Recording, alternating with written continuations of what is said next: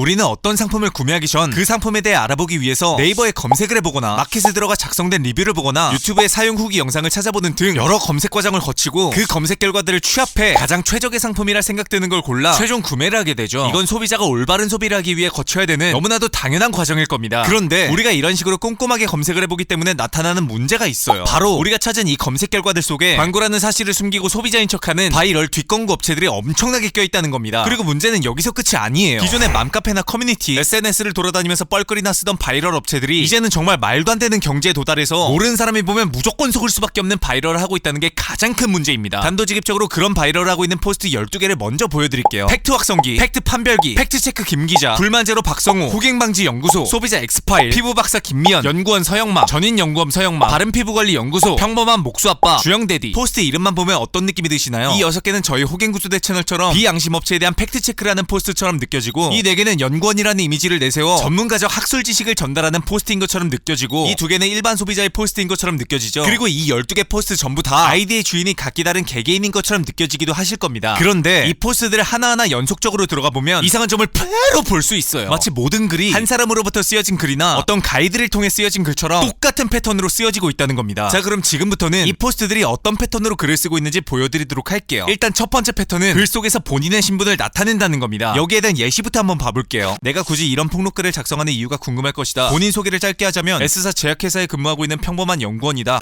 내가 굳이 이 글을 쓰는 이유가 궁금할 것이다. 내 얘기를 해보자면 나는 A사에 근무하고 있는 9년차 연구원이며 동시에 평범한 주부이다. 굳이 이런 정보를 어렵사리 공개하는 이유가 궁금할 것이다. 내 이야기를 하자면 나는 현장에서 일하는 10년차 목수이자 딸아이의 아빠다. 하나같이 모자이크가 너무 강해서 누군지 분간도 되지 않는 사진을 걸어놓고 본인에 대한 신분을 뭉뚱그려 밝히면서 앞에는 굳이 이런 정보를 공개하는 이유가 궁금할 것이다 라는 공통적인 문구를 써놓고 있는 걸 볼 수 있죠. 마치 한 사람이 쓴 글처럼요. 그리고 두 번째 패턴은 본인이 이 제품군에 대해 분석까지 해야만 했던 이유를 설명한다는 겁니다. 이것도 예시부터 봐볼게요. 나는 가전제품을 전문으로 다루는 리뷰어이자 직장인으로 특히 말도 안 되는 마케팅을 극도로 싫어하는 30대 소비자이다. 전문가가 아닌 내가 음식물 처리기를 분석하고 관련 논문과 리뷰를 뒤적이며 이토록 긴 글을 작성하게 된 이유는 하나다. 아무것도 모른 채 광고만 보고 제품을 덥석 구매하는 사람들이 너무나도 답답했기 때문이다. 광고만 믿는다는 것은 즉 광고에 속는다는 것이다. 나 또한 여러 번 속았기에 나와 같은 소비자들이 오직 이익만을 생각하는 얌체 같은 마케팅에 당해 물건을 구매하는 일이 없었으면 하는 바람으로 이 글을 쓴다. 나는 A사에서 근무하고 있는 30대 연구원이다. 내 직업 특성상 하루 종일 의자에 앉아 있어야 하고 당직으로 인해 불규칙한 수면 생활 때문인지 근무 3년차부터 뒷목이 뻣뻣해지고 팔까지 저리기 시작했다. 가장 큰 고통은 잠을 잘 때 시작됐다. 누울 땐 괜찮다가도 슬슬 통증이 오더니 일어나면 목이 굳은 것처럼 뻑뻑했고 일상생활에 불편함까지 생길 정도였다. 하지만 주변 동료들도 다 그렇다길래 안일하게 생각하고 힘들게 잠을 청했다. 하지만 내 목은 썩어가고 있었다. 그렇게 증상을 무시하고 2년이 지나게 되자 목을 굽히는 것 자체가 너무 힘들었고 결국 목 디스크 판정을 받게 됐다. 신경 차단술 같은 비수술적 치료를 했음에도 불구하고 나아지지 않아서 이번 수술까지 받게 됐지만 누웠을 때의 고통은 여전했다. 제발 고통 없이 편하게 자고 싶다. 간절한 이 마음 하나로 도수치료, 물리치료 등등 할 수 있는 건 다 해봤다. 이 중 하나는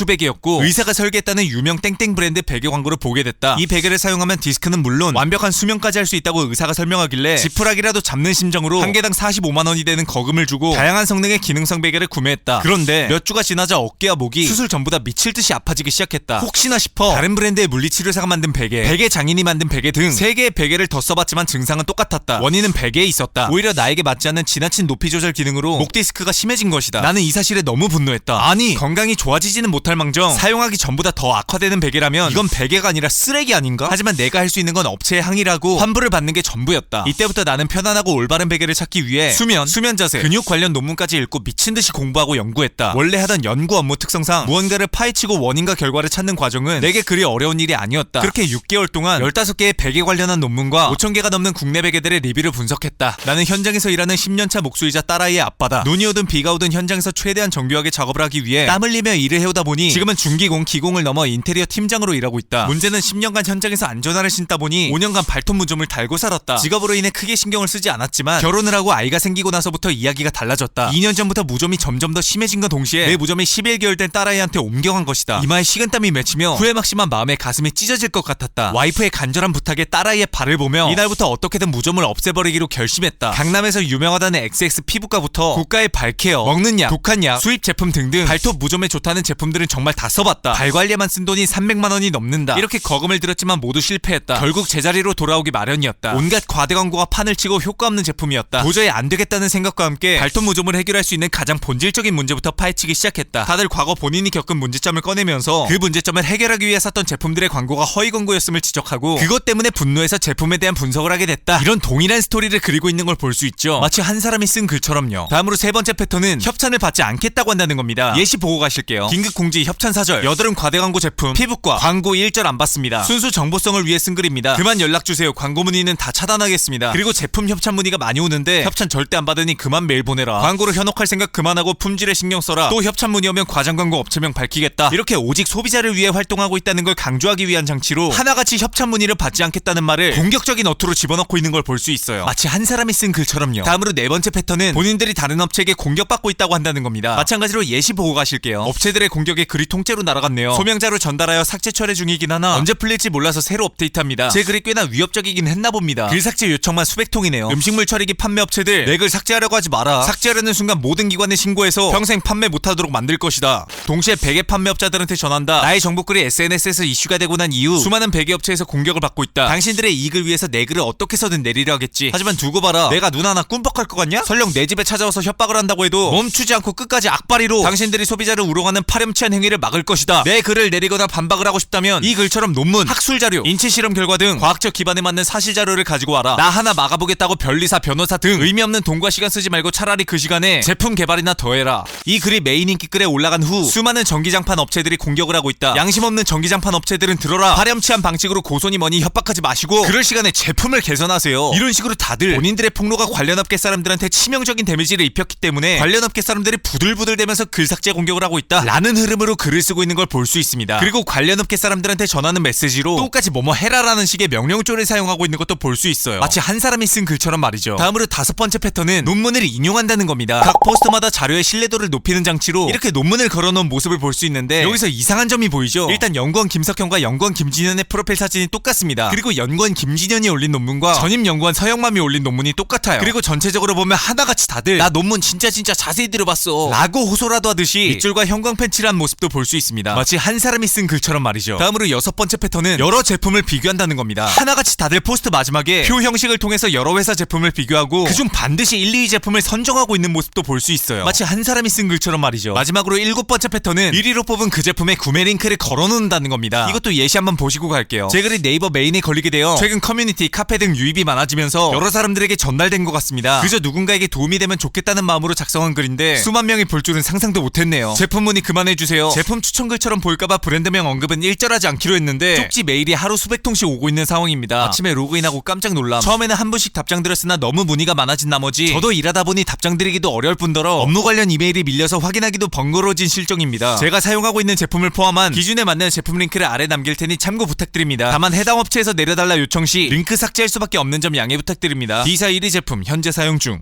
제품 추천글처럼 보일까봐 브랜드명 언급은 일절하지 않기로 했는데 쪽지 메일이 하루 수백 통씩 오고 있는 상황입니다. 하루아침에 온 수백 개의 메일 깜짝 놀랐습니다. 처음에 정말 필요한 분들께 답장 드렸으나 문의가 많아진 나머지 본업에 영향이 있고 답장 드리기도 어려운 상황입니다. 제가 사용 중인 제품 링크를 공유드리겠습니다. 현재 사용 중인 1순위 제품 D사 품절이 잦아 예약 구매로 겨우 구매했네요. 메인 인기 게시물에 올라가게 되어 쪽지가 하루에 수십 통씩 쏟아집니다. 처음에는 한 번씩 답을 드렸지만 육아라는 직장인이라 핸드폰을 잡을 시간이 많이 없습니다. 쪽지는 이제 그만 보내주셨으면 합니다. 제품 링크를 하단에 남길 테니 참고해주시면 되겠습니다. 탑 1, 2사 뭐 하나같이 다들 본인들은 제품을 공개할 생각이 없었는데 생각지도 못하게 네이버 메인글로 선정돼서 너무 문의가 많이 들어와 대응이 힘들어 어쩔 수 없이 링크를 걸어놓겠다고 하고 있죠. 마치 한 사람이 쓴 글처럼요. 자, 여기까지 이상한 기운이 흐르는 포스트들이 글을 쓰고 있는 7가지 패턴에 대해서 알아봤습니다. 자, 그럼 지금부터는 본격적으로 얘네들이 선량한 리뷰어가 아니라 뒷광고를 하고 있는 언더바이럴 업체들이라는 증거를 하나하나씩 파헤쳐보도록 하겠습니다. 이건 대표적으로 가장 널리 알려진 팩트 확성기라는 포스트를 가지고 이야기해보도록 할게요. 먼저 팩트 확성기가 5월 9일에 작성한 로봇 청소기 관련 글을 보면 중간에 팩트 확성기 본인이 직접 찍은 사진으로 보이는 로봇 청소기 사진이 나옵니다. 그런데 팩트 확성기가 추천한 1위 제품의 링크를 타고 들어가 보니까 상세 페이지에 팩트 확성기가 찍은 사진 속 바닥과 비슷해 보이는 바닥 사진이 나오고 있는 걸 볼 수 있었어요. 이게 실제 고객들의 리뷰라고 하는데 팩트 확성기는 본인 포스트에 이런 사진을 올린 적이 없습니다. 뭔가 이상하죠? 그런데 이상한 건 여기서 끝이 아니에요. 바로 밑에 보이는 또 다른 사람의 후기에 비슷한 바닥이 연달아서 나옵니다. 심지어 고객의 후기가 아니라 업체가 직접 청소기 성능을 테스트한다고 올려놓은 이미지에서까지 비슷한 바닥이 또 나오고 있어요. 뭔가 확실히 수상하죠? 하지만 뭐 여기까지는 단순 우연이겠거니 하고 패스하고 팩트 확성기의 포스트를 좀 더 면밀히 들여다봤어요. 일단 팩트 확성기의 프로필에는 광고와 리뷰가 종이 한 장 차이인 세상 받은 제보 토대로 팩트만 기록합니다. 팩트 확성기는 주식회사 인피니티 에잇의 포스트 별명입니다. 회사명 주식회사 인피니티 에잇 이런 글이 적혀있는 걸 볼 수 있었습니다. 여기서 주식회사 인피니티 에잇이라는 개념이 나오긴 했는데 전체적인 구체적인 내용을 보면 개인이 광고를 하는 포스트라는 건지, 개인이 리뷰를 하는 포스트라는 건지, 개인이 제보만 받아서 올리는 포스트라는 건지, 주식회사 인피니티 에이스에서 운영하는 포스트라는 건지 뭐 하나 명확하게 파악하기가 힘든 내용이죠. 이 내용만 가지고는 주식회사 인피니티 에이시 팩트 확성기를 운영하는 업체라고 확신하기에는 부족해 보였습니다. 그래서 더 깊숙이 파헤쳐봤어요. 그렇게 팩트 확성기가 지금까지 올린 게시글들을 전부 다 확인하고 정리해봤더니 지금까지 총 18개의 제품을 추천했던 걸 확인할 수 있었습니다. 그런데 그 추천한 제품 중 주식회사 인피니티 에이스 제품이 4개가 포함되어 있었어요. 그리고 거기서 끝이 아니었습니다. 나머지 14개 제품 중 9개는 성율 코퍼레이션이라는 회사의 제품이었고 2개는 WM 컴퍼니라는 회사의 제품이었는데 인피니티 에이스, 성율 코퍼레이션, WM 컴퍼니 이 3개 사업자 정보를 각각 조회해봤더니 고객센터 전화번호와 대표자가 똑같다는 걸 발견할 수 있었어요. 팩트 확성기 프로필에 주식회사 인피니티 에이스 등장하고 팩트 확성기가 추천한 제품 18개 중 15개는 인피니티 에이스, 성율 코퍼레이션, WM 컴퍼니의 제품이었는데 이 3개 회사가 같은 회사였다? 그 말은 즉 팩트 확성기라는 포스트는 주식회사 인피니티 에이스 직접 운영을 했든 하청을 썼든 철저하게 뒷광고 바이럴하기 위한 용도로 자작해낸 포스트였다는 거죠. 그리고 그렇게 쓰여진 바이럴 글이 뒷광고 글이냐 아니면 인피니티 에이스 소비자들을 위해 작성한 정보 글이냐에 따라서 불법이냐 불법이 아니냐로 갈라지게 될 텐데 얘네들은 명백하게 광고 행위를 하고 있던 거였습니다. 이건 어떻게 할 수 있냐? 팩트 확성기가 추천한 로봇 청소기 링크 글을 타고 들어갔을 때 나오는 스마트 스토어 링크를 보면 쉽게 알 수가 있습니다. 링크를 보면 프로덕트 넘버 뒤에 물음표가 나오고 있는 걸 볼 수 있죠. 이 물음표 뒤에 나오는 부분을 URL 파라미터라고 부르는데 쉽게 말해 팩트 확성기에서 이상세 페이지로 유입되는 비율이나 그렇게 유입된 고객들의 구매 전환율을 측정하기 위해 사용되는 URL이라고 생각하시면 돼요. 그리고 이 URL 파라미터를 보면 NT 미디엄과 NT 디테일이라는 부분이 나오죠. 여기서 네이버 광고를 분석하는 툴인 비즈 어드바이저 고객센터 파라미터 설정법을 보면 파라미터명에 NT 미디엄과 NT 디테일이 나옵니다. 그 말은 즉 셀렉트 봇이라는 브랜드를 운영 중인 성율 코퍼레이션이 네이버 유료 광고를 때렸고 그 링크를 팩트 확성기에 올린 뒤에 팩트 확성기에서 얼마나 구매 전환이 이루어지고 있는지 확인을 하고 있었다는 거죠. 그러니까 네이버의 로봇 청소기를 검색하면 팩트 확성기에 이런 광고 표시가 나오면서 포스트가 소비자들에게 노출되고 있었던 거예요. 자, 여기까지 해서 팩트 확성기가 올린 글은 주식회사 인피니티 에이시 기획해 올린 글이고 그 글은 소비자를 위한 정보글이 아니라 뒷광고 글이었다고 확정지을 수 있게 됐습니다. 그런데 팩트 확성기가 적어놓은 글이 아무리 뒷광고 글이라고 하더라도 해당 제품군을 구매하는 데 필요한 올바른 기준을 세워줘서 소비자들이 좋은 제품을 합리적인 가격에 구매할 수 있도록 만들어준 거라면 나쁜 놈들이지만 나름대로 용서해줄만 하겠죠. 자, 그렇다면 지금부터는 팩트 확성기가 편향적이지 않고 객관적인 비교를 통해서 소비자들에게 좋은 제품을 추천해주고 있던 게 맞았던 건지 팩트체크를 해보도록 하겠습니다. 이건 팩트 확성기가 온수매트를 추천했던 게시글을 보면서 설명드려볼게요. 이 게시글의 마지막을 보면 팩트 확성기가 좋은 온수매트를 고르는 기준을 제시하면서 제품을 추천하고 있는 걸 볼 수 있는데 그 기준을 한번 살펴보니까 일단 매트의 종류는 탄소 매트여야 하고 EMF 인증도 돼 있어야 하고 라돈 테스트 검사도 통과돼 있어야 하고 안전장치도 3가지 이상이어야 하고 오코텍스 인증도 받은 상태여야 하고 세탁이 가능한 제품을 골라야 한다면서 바빌라라는 브랜드의 제품을 추천하고 있는 게 보이죠. 아, 참고로 여기서 바빌라는 당연히 인피니티 에이시 운영하는 브랜드입니다. 그래서 팩트 확성기가 나열한 여러 기준들에 해당하는 다른 제품들이 뭐가 있는지 한번 찾아봤어요. 그랬더니 장수돌 침대의 워셔본 카본 매트가 눈에 들어왔습니다. 이 장수돌 침대의 카본 매트는 정확하게 팩트 확성기가 나열한 온수매트 잘 고르는 기준을 모두 만족시키는 제품이었는데 이 자료를 캡처한 5월 25일 기준으로 발빌라 매트 가격의 절반도 안 되는 가격으로 구매할 수가 있었어요. 장수돌 침대의 브랜드 가치가 인피니티 에이스의 발빌라보다 높아도 한참이나 높을 텐데 말입니다. 따라서 인피니티 에이시 팩트 확성기를 통해 전파시킨 뒷광고 바이럴 글은 소비자가 합리적인 소비를 할 수 있도록 가이드를 제시한 글이 아니라 소비자를 기만하고 속이는 내용들로 알차게 채워놓은 글이라고 볼 수 있겠죠. 그리고 지금부터는 이것저것 어렵게 분석하고 따져볼 것 없이 팩트 확성기가 쓴 글 중 본인 소개라는 부분만 따로 모아보면서 얘네들이 얼마나 기만적인 내용으로 글을 쓰고 있었는지 낱낱이 보여드리도록 할게요. 먼저 공진단 관련 게시글에서는 지난 20년 동안 공부를 해서 한의사를 하다가 의대에 편입했다고 소개하고 있고 로봇 청소기 관련 게시글에서는 30년 동안 정들었던 직장을 정년퇴직한 중년이라고 소개하고 있고 매트리스 관련 게시글에서는 말도 안 되는 마케팅을 극도로 싫어하는 30대 소비자라고 소개하고 있고 스팀 다리미 게시글에서는 악덕업체들을 매우 혐오하는 40대 소비자라고 소개하고 있고 정기면도 게시글에서는 가전제품 전문점을 30년째 운영하고 있는 50대 후반의 사장이라고 소개하고 있었습니다. 그냥 개판이죠. 자, 여기까지 신종 언더바이럴 사기 수법에 대해서 알아봤는데요. 이번 영상에서 말씀드린 업체 외에도 수많은 업체들의 언더바이럴이 각 플랫폼에서 진행되고 있으니까 제품을 구매하기 위해 인터넷을 찾아보다가 이 7가지 패턴으로 쓰여진 글을 보신다면 그냥 바로 믿고 하시길 바랍니다. 그래서 오늘의 결론, 사기업체 대표들은 돈이라도 많이 버니까 괜찮겠지만 이딴 사기업체에 취직해서 꼴에 마케터라는 직함 달고 의자에 앉아 뻘거리나 쓰고 있는 직원들은 현타 안 올까? 쉽고 빠른 정보를 원한다면 호갱구조대